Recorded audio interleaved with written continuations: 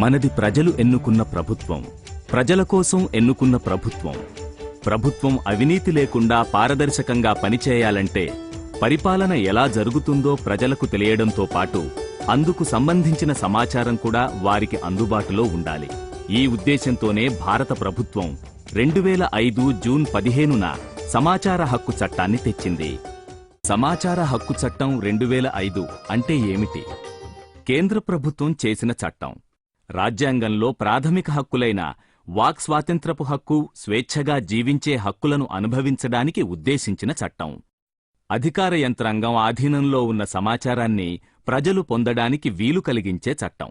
సమాచార హక్కు చట్టంలోని సెక్షన్ 2(j) ప్రకారం సమాచార హక్కు అంటే అధికార యంత్రాంగం నియంత్రణ కింద ఉన్న ఏ సమాచారాన్నైనా పొందగలిగే హక్కు. పనులను, పత్రాలను, రికార్డులను తనిఖీ చేసే హక్కు.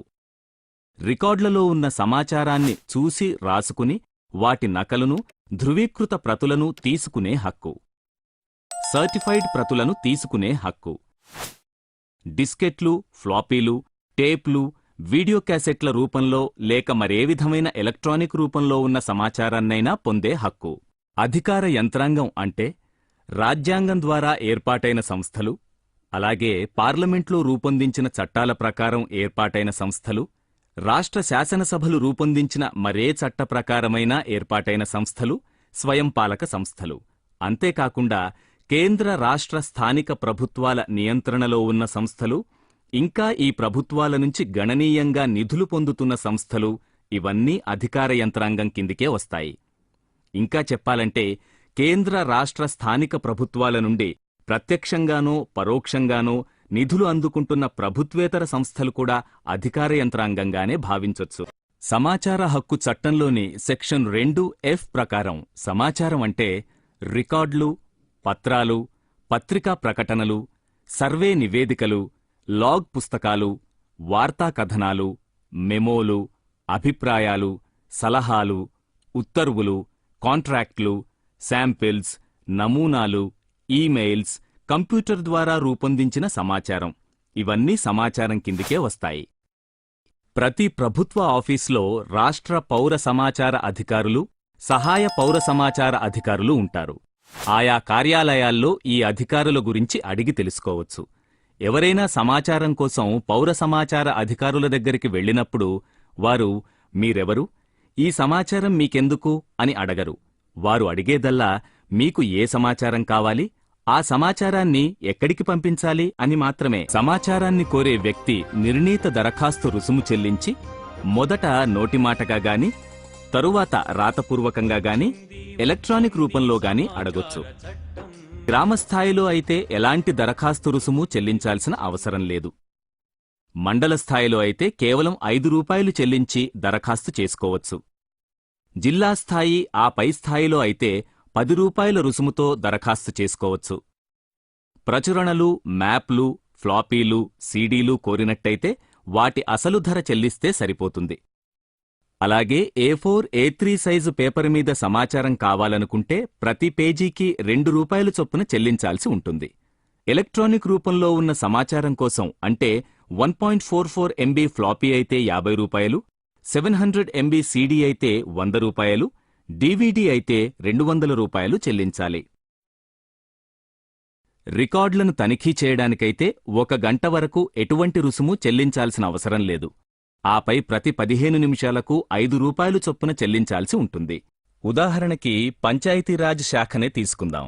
దీంట్లో గ్రామస్థాయిలో పంచాయతీ కార్యదర్శి పౌర సమాచార అధికారి కాగా, గ్రామీణాభివృద్ధి విస్తరణాధికారి అప్పీలేట్ అధికారిగా ఉంటారు. మండల స్థాయిలో విస్తరణాధికారి పౌర సమాచార అధికారి కాగా, ఎంపీడీఓ అప్పీలేట్ అధికారిగా ఉంటారు. అదే డివిజన్ స్థాయికి వచ్చేసరికి సీనియర్ అసిస్టెంట్ పౌర సమాచార అధికారి కాగా, డిపిఓ అప్పీలేట్ అధికారిగా ఉంటారు. ఇక జిల్లా పరిషత్తు స్థాయిలో డిప్యూటీ చీఫ్ ఎగ్జిక్యూటివ్ ఆఫీసర్ పౌర సమాచార అధికారి కాగా, చీఫ్ ఎగ్జిక్యూటివ్ ఆఫీసర్ అప్పీలేట్ అధికారిగా ఉంటారు. ఇలా అన్ని శాఖల్లోనూ, అన్ని ప్రభుత్వ కార్యాలయాల్లోనూ పౌర సమాచార అధికారులు, సహాయ అధికారులు, అప్పీలేట్ అధికారులు ఎవరో వారి పేర్లు, ఫోన్ నెంబర్లు రాసి ఉన్న బోర్డులు అందరికీ కనిపించేలా ఉంటాయి. సమాచారం కోరుతూ చేసుకున్న దరఖాస్తును నిరాకరించినా, 30 రోజుల గడువులోపల సమాచారం ఇవ్వకపోయినా, సగం సమాచారం ఇచ్చినా, తప్పుడు సమాచారం ఇచ్చినా, సమాచారం ఉండి ఇవ్వకపోయినా, అకారణంగా కాలయాపన చేసినా, అందుకుగాను ఆ పౌర సమాచార అధికారిపై రోజుకు 250 రూపాయలు చొప్పున 25,000 రూపాయలు దాటకుండా జరిమానా విధిస్తారు. అతనిపై శాఖాపరమైన చర్యలు తీసుకునే అవకాశం కూడా ఉంది. అయితే కొన్ని రకాల సమాచారమివ్వడం సాధ్యం కాదు. దేశ సమగ్రతకు, సార్వభౌమాధికారానికి నష్టం కలిగించే సమాచారం, కోర్టులు లేదా చట్టాలు నిషేధించిన సమాచారం, అలాగే కోర్టు ధిక్కరణ కిందకు వచ్చే సమాచారం, పార్లమెంటు, శాసనసభ హక్కులను ఉల్లంఘించే సమాచారం, నేరస్తుల్ని పట్టుకోవడంలోగాని, దర్యాప్తు ప్రక్రియలోగాని, ప్రాసిక్యూట్ చేయడంలోగాని అవరోధం కల్పించే సమాచారం, ఏ వ్యక్తికైనా ప్రాణహాని కలిగించే అవకాశమున్న సమాచారం, మంత్రిమండలి, కార్యదర్శులు, ఇతర అధికారుల చర్చలకు సంబంధించిన సమాచారం, ప్రజా కార్యకలాపాలు, ప్రజా ప్రయోజనాలతో నిమిత్తంలేని వ్యక్తిగత సమాచారం, వ్యక్తుల వ్యక్తిగత జీవితాల్లోకి తొంగిచూసే అవకాశమిచ్చే సమాచారం ఇవ్వడం కుదరదు. ఎవరికి కావలసిన సమాచారం వాళ్లడగడమే కాదు, వేరే వాళ్లకి కావలసిన సమాచారం కూడా మనం అడగొచ్చు.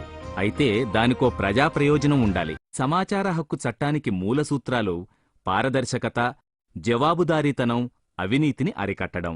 సమాచార హక్కు చట్టం ప్రజల అవసరాలను తీర్చడమే కాకుండా మంచి పాలనను అందించడానికి దోహదపడుతుంది.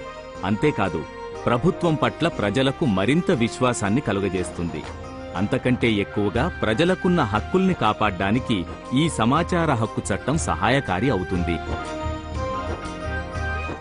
ప్రజాస్వామ్యం అంటే ఏ కొద్దిమందికో అధికారం కట్టబెట్టడం కాదు. ఆ అధికారం తప్పుదోవన నడుస్తున్నప్పుడు ప్రశ్నించే సత్తాను పౌరులందరికీ కల్పించడమే నిజమైన ప్రజాస్వామ్యం.